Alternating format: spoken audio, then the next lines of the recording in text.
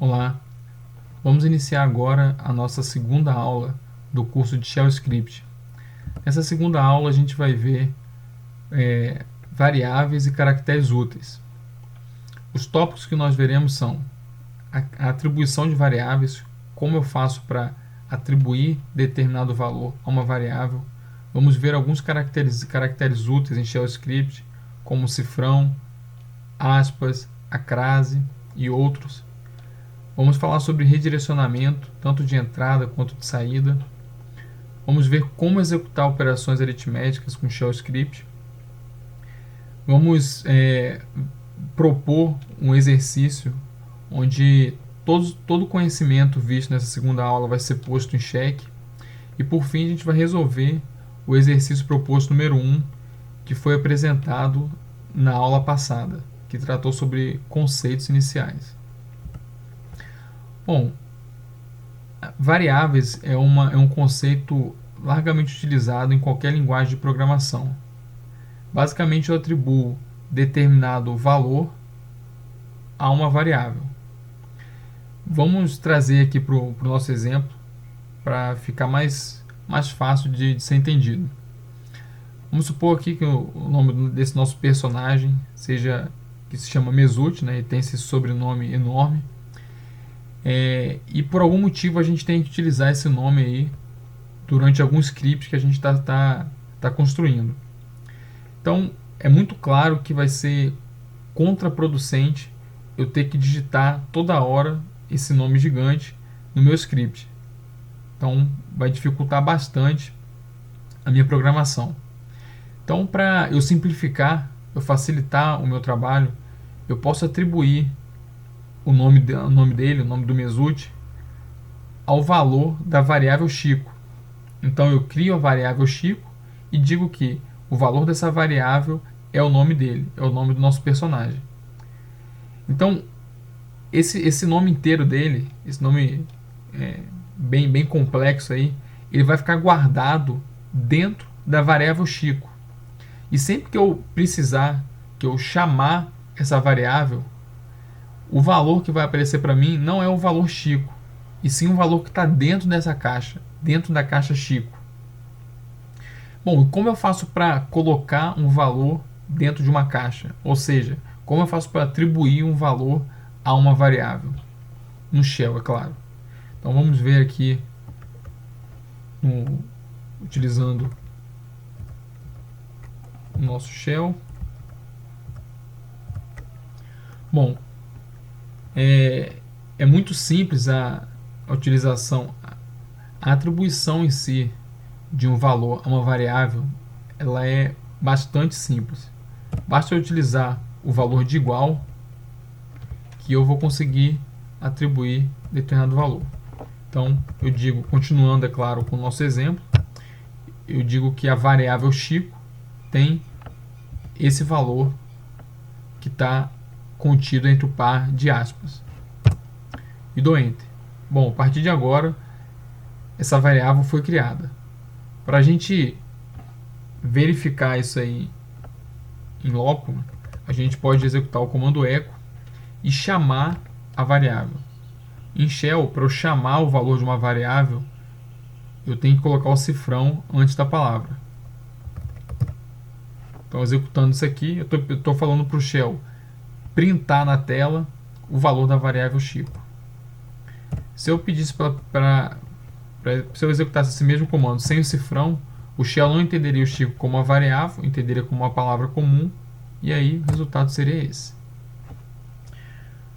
Bom, além das variáveis que nós como usuários a gente pode declarar, existe uma série de variáveis que fazem parte do sistema operacional e são utilizados por ele, e já vem por padrão, por default no sistema.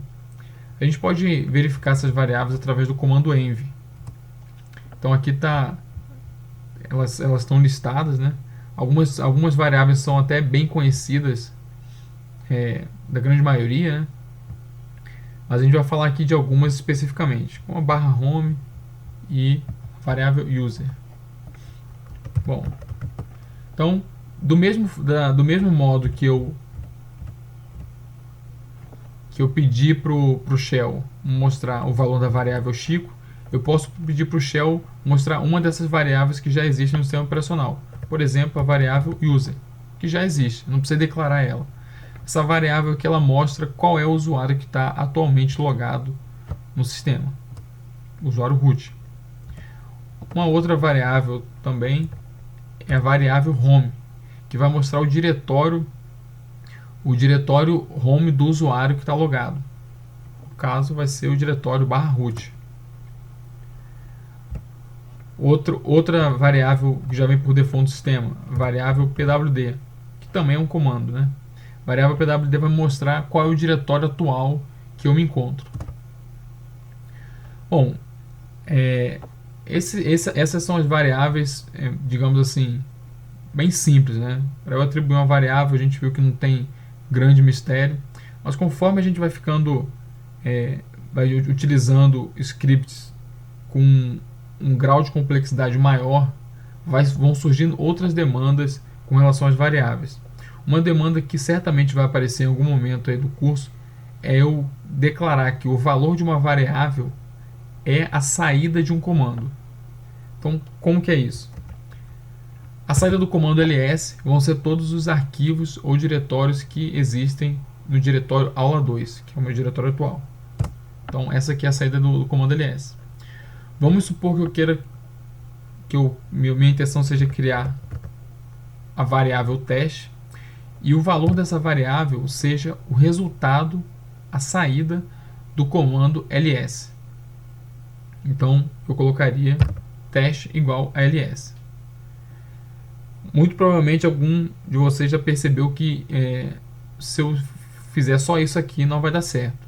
Mas vamos executar para mostrar por que não vai dar certo.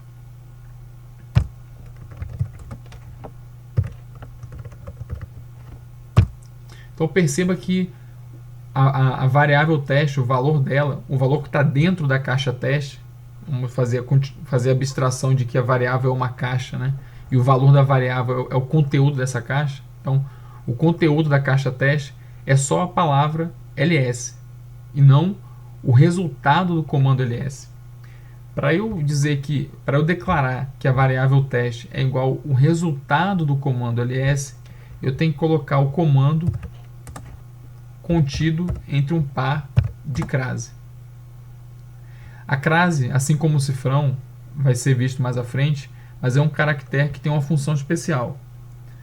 Ele diz para o shell, para que o shell entenda o que está entre um par de crase, que aquilo ali é um comando e que tem que ser executado.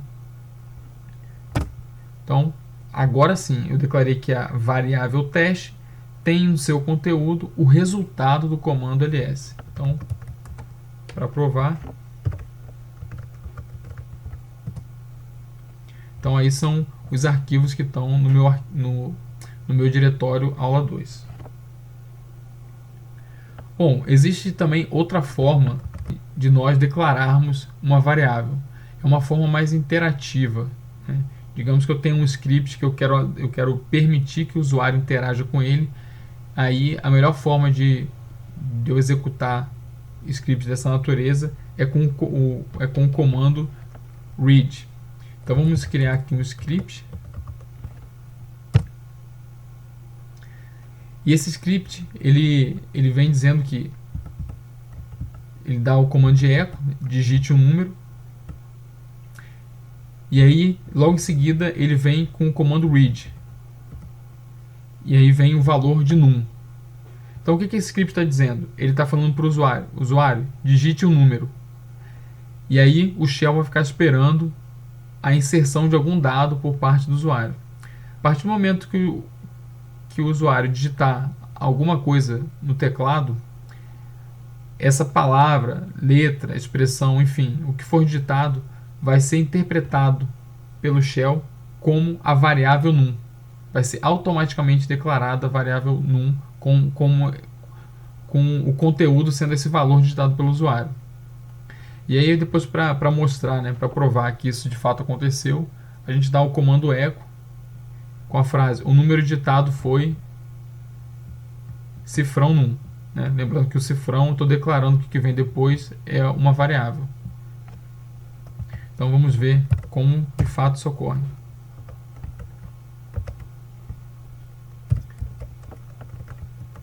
Vou executar o meu script que pede um número. Então eu vou declarar, vou digitar o número 9. A partir do momento que eu der Enter, o valor de 9 vai ser o valor da variável num.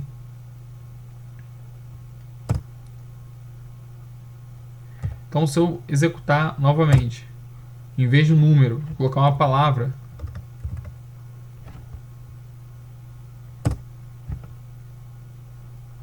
o valor da variável num vai ser o que o usuário digitou, independente do que ele tenha colocado. Se foi número, se foi palavra, se foi algum caractere.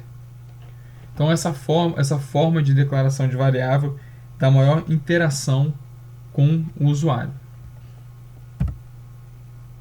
A gente já viu alguns caracteres úteis aí nesse slide anterior, mas agora a gente vai ver um pouco mais no detalhe. Vamos ver primeiro esses três aí mais acima e em seguida os outros três. Barra invertida, cifrão e crase. Barra invertida eu coloquei aqui uma analogia com a criptonita, porque ela retira o poder ou a função especial do caractere que vem imediatamente à frente. Então nós vimos já que o cifrão ele é utilizado para dizer para o shell que a palavra que vem após ele é uma variável. Então se eu colocar uma barra invertida antes do cifrão, eu tiro esse poder do cifrão. A crase, que nós já vimos também, ela pede para o shell priorizar o que está dentro dela. Diz, shell, o que vem agora é um comando. Execute como se comando fosse, e não como uma palavra literal. Vamos ver aí a utilização desses três primeiros caracteres. Bom, o diretório atual é pwd, né? Não tem nenhum caractere especial sendo utilizado, exceto as aspas, o par de aspas, né? Mas acho que não tem mais nenhuma dúvida sobre a sua utilização. Mas vamos supor que eu queira utilizar o cifrão. Então o cifrão vai entender que o shell vai entender que após o cifrão, né, no caso o pwd, isso não é uma palavra e sim uma variável. E vai mostrar o valor da variável e não da palavra.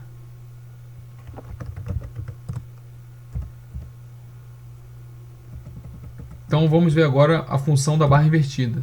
Eu colocando aqui a barra invertida, ela vai tirar todo o poder que o cifrão tem de caractere especial e ele vai ser apenas um cifrão literal.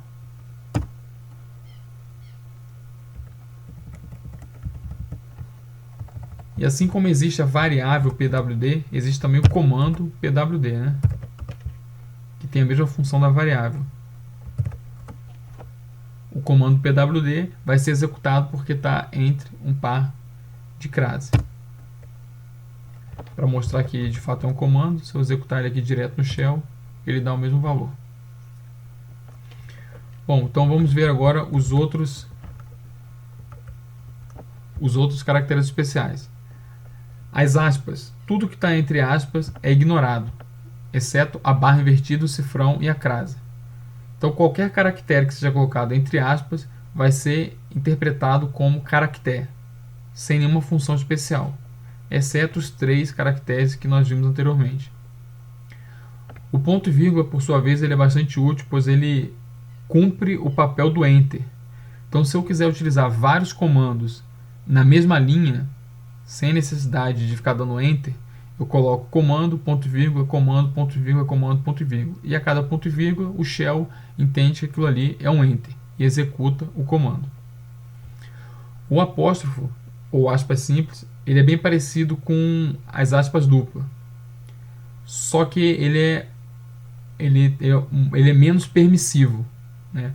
As aspas, ele permite que o cifrão, a barra invertida e a crase cumpram o seu papel especial, e o apóstrofo não. Nada que está entre apóstrofo é encarado como caractere especial. É tudo encarado de forma literal. Então vamos ver aqui na prática como funciona. Então lembrando que a execução desse comando aqui ela fica dessa forma. Se eu tirar as aspas duplas Vou colocar aspas simples. A função especial da crase vai ser ignorada e ela vai ser entendida da forma literal, ou seja, como uma crase simples. O ponto e vírgula. Vamos mostrar aqui antes do ponto e vírgula as aspas duplas.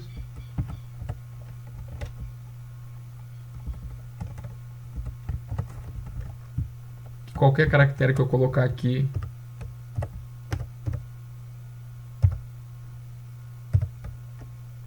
vai ser entendido literalmente, né? Menos os que já foram citados. Então percebo aqui que são encarados de forma literal, sem nenhuma função especial. E o ponto e vírgula,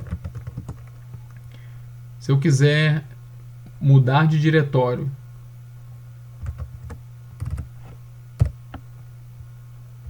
criar um arquivo teste 1, 2, 3 e em seguida executar o comando ls na mesma linha, eu posso utilizar ponto e vírgula.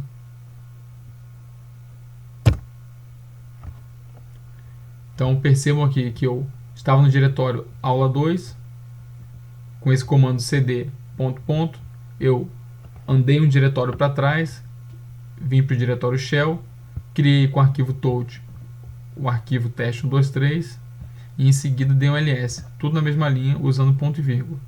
Aqui está o arquivo recém-criado.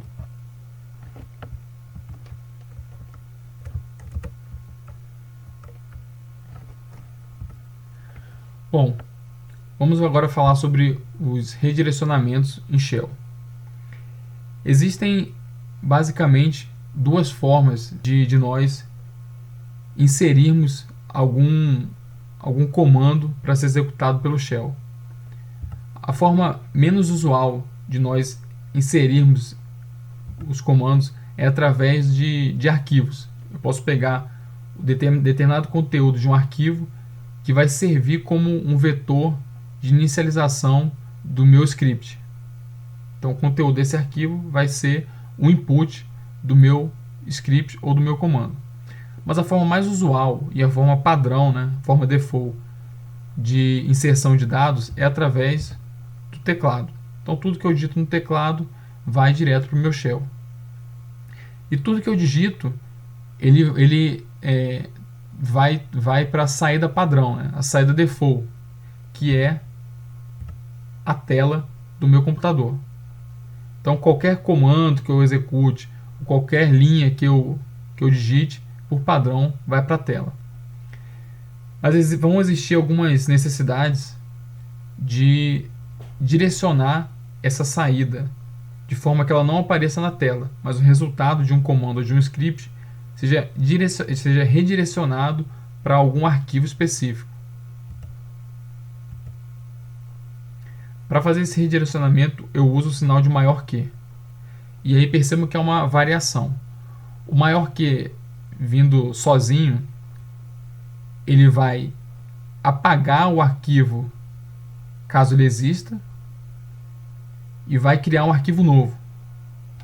O arquivo maior que, o sinal de maior que vindo seguido de outro maior que, ele não vai apagar o arquivo caso ele já exista, e sim ele vai colar ao final do arquivo existente o valor do meu comando ou do meu script.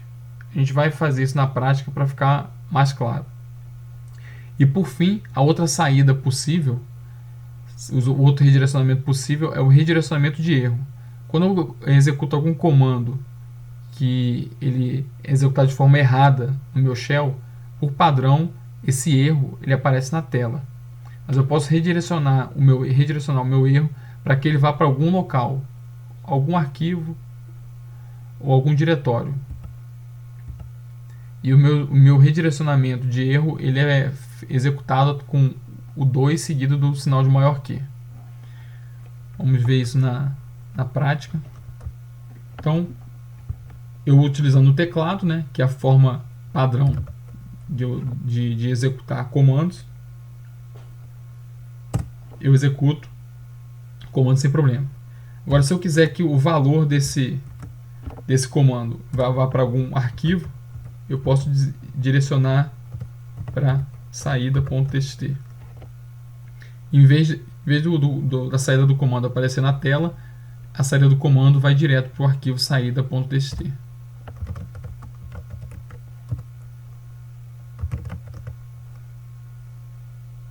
Se for executado o comando ls no diretório /root e eu quiser redirecionar para o mesmo arquivo,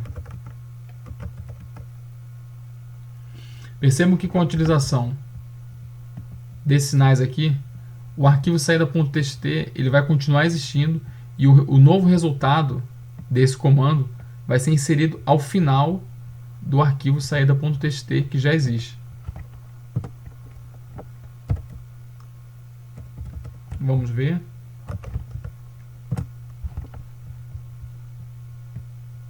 Então foi colocado ao final. Agora, se eu executar o mesmo comando utilizando apenas o maior que, ele vai apagar completamente o arquivo saída.txt e vai colocar apenas o novo valor desse comando aqui, a saída desse comando ls do diretório /root.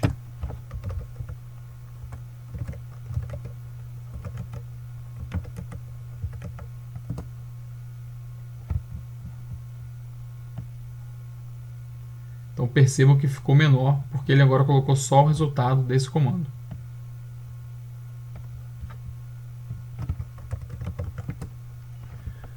Bom, os redirecionamentos de entrada agora. Então, além do teclado, né, que é a forma usual que eu posso executar meus comandos, existe também através de scripts. Então, eu posso executar o comando cat para concatenar.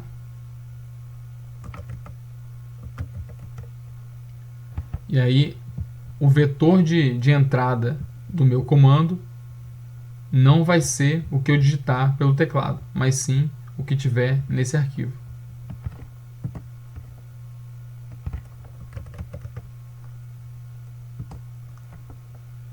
Por fim, algum erro que possa ser executado. Então esse comando não existe e a mensagem de erro dele aparece na tela. Eu posso alterar isso de forma que o resultado de algum comando mal executado vá para algum arquivo específico. Via de regra, mensagens de erro são direcionadas para esse arquivo, esse diretório /dev/null, que é conhecido como buraco negro. Então percebam que o comando ele não existe, é um comando errado e o resultado não apareceu para o usuário, não apareceu na tela, e sim foi redirecionado. Uma outra funcionalidade do Shell é a possibilidade de realizar operações aritméticas com ele. Então, para executar uma operação, eu utilizo via de regra o comando xpr, né? No caso aqui, fazendo uma adição. No caso da multiplicação, se eu utilizar dessa maneira aqui, o comando não vai ser executado com sucesso, por conta do asterisco, que é um caractere que tem função especial. Então eu tenho que colocar a barra invertida para ele ser interpretado pelo shell como asterisco, multiplicação, e aí que assim ele possa ser executado da forma correta o comando.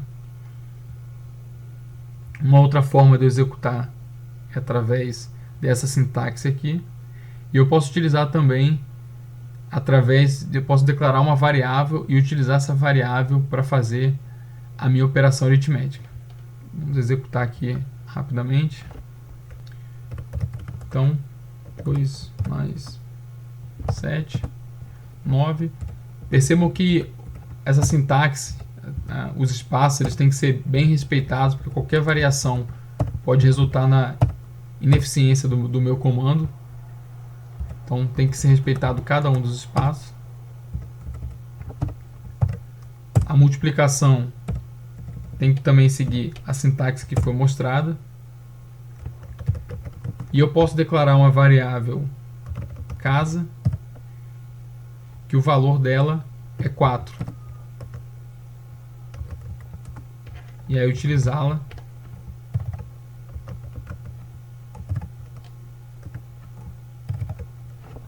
para realizar minhas operações aritméticas. Bom, visto isso, vamos para o nosso exercício proposto dessa segunda aula. O objetivo desse exercício é colocar em prática tudo o que foi visto. Então, vocês vão ter que criar um script onde, ao ser executado, ele deve imprimir uma saudação para o usuário. Esse exercício proposto número 2, ele segue o mesmo conceito, né? Ele é bem parecido com o exercício proposto número 1, que foi apresentado na aula passada, mas com algumas variações e alguns incrementos que já podem ser colocados em prática com o que foi aprendido nessa aula. Então, vocês vão perceber que é bem parecido, mas guarda algumas singularidades. Então, vai ter que imprimir uma saudação, bom dia usuário, só que o usuário que vai ser saudado é o usuário que está logado. Então, para isso, vai ter que ser utilizado uma variável. No caso, como dica aí, a variável user. Em seguida, vai ser perguntado ao usuário qual o site desejado, que vai ser o site alvo do nosso comando ping. E através do comando read, esse site que vai ser digitado pelo usuário vai ser interpretado pelo shell como uma variável. Esse valor vai ter que ser inserido como uma variável. Após isso, vai ter que ser executado um comando ping, né, enviando aí só 3 pacotes contra o site que foi informado pelo usuário. O resultado desse comando ele vai ter que ser redirecionado para o arquivo /home/ping. E aí, por fim, vai ter que ser impresso na tela. Você está no diretório X, no caso o diretório atual, vai ter que ser utilizado outra variável, e o arquivo com resultado desse script encontra-se em /home/ping. Vamos mostrar aqui como vai ficar de.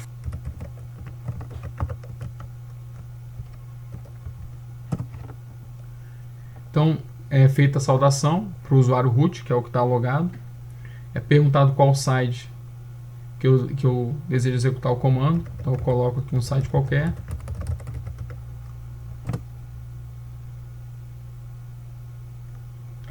E aí, em seguida aparece a frase você está no diretório, e aí mostra o diretório atual, e o arquivo com resultado desse script encontra-se em /home/ping. Então, verificando, está aqui. Então, criem esse script utilizando os conceitos que foram apresentados durante essa aula. Bom, vamos então para a resolução do exercício proposto da aula 1, a aula anterior.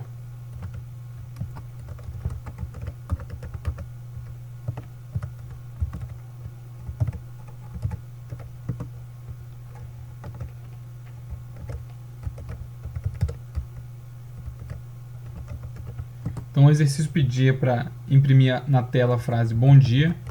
Então eco bom dia usuário. Em seguida, o exercício pedia para que fosse executado o comando ping no site globo.com.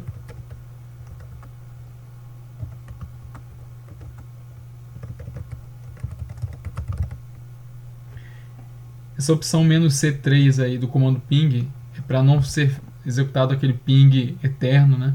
E para isso a gente usa o "-c3" para que ele envie apenas 3 pacotes ICMP para o site do Globo.com. Por fim, deveria ser impresso na tela a frase o site está funcionando.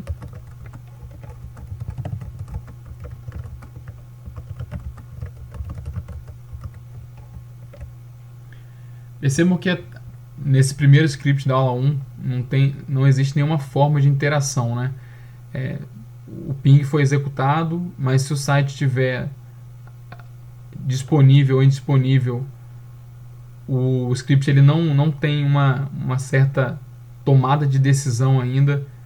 Então a gente ainda não viu, né? Isso vai ser objeto de aulas futuras, como criar mecanismos de um fluxo de tomada de decisão. Então, por enquanto, o script está bem trivial, bem tranquilo.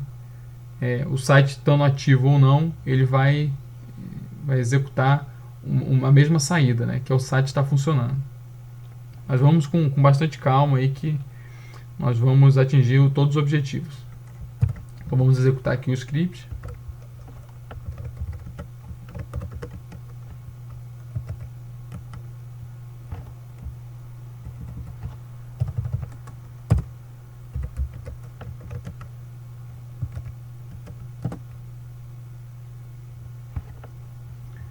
Então deu bom dia usuário, executou o comando ping e disse que o site está funcionando. Bom, pessoal, muito obrigado. A gente se encontra na aula número 3. Até mais.